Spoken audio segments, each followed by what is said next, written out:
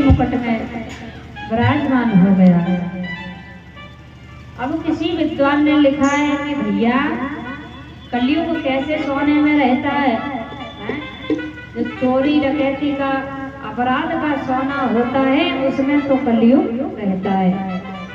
और जो माताएं हमारी भैया बहन मेहनत करके सोना बनवाते उसमें कोई कलयुग नहीं होता।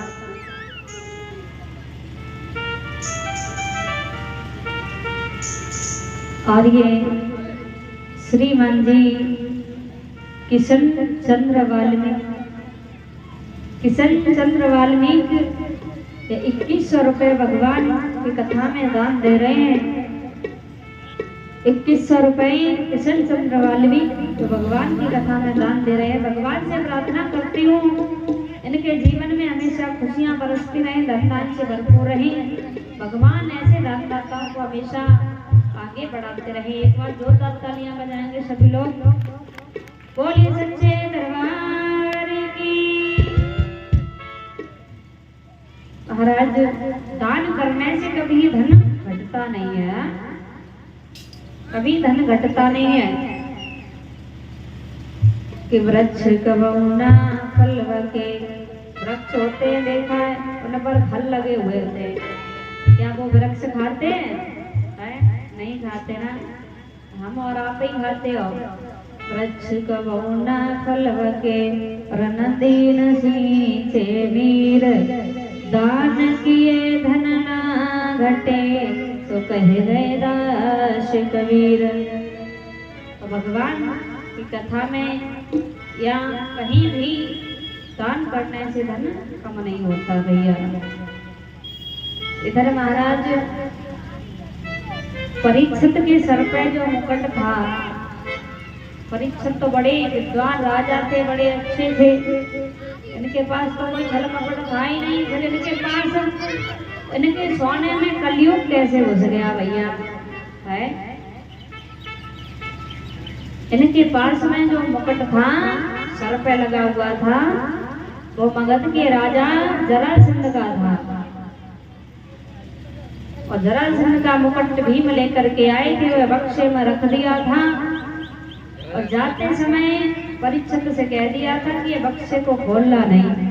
लेकिन भैया आजकल हम और आप अगर घर में किसी को रोके कि ऐसा काम नहीं करना तो वो वही काम करते हैं। तो उन्होंने एक दिन वो बक्सा खोला, मुकुट को देखा, बड़ा ही सुंदर मुकुट था, तो सर पे रख लिया और शिकार खेलने के लिए आ गए थे।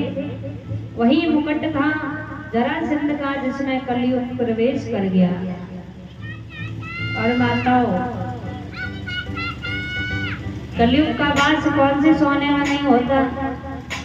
आप कोई भी चीज बनवाती हो, गहने जेवरात बनवाती हो, उन्हें लेकर के आओ और भगवान के चरणों में रख दो, मंदिर में रख दो भगवान के पास, और कहो कि लो प्रभु आप इसे धारण करें, है पहले भगवान को पहनाएं और वही उठा के आप पहन लें, तो कोई दिक्कत नहीं रहती उसमें।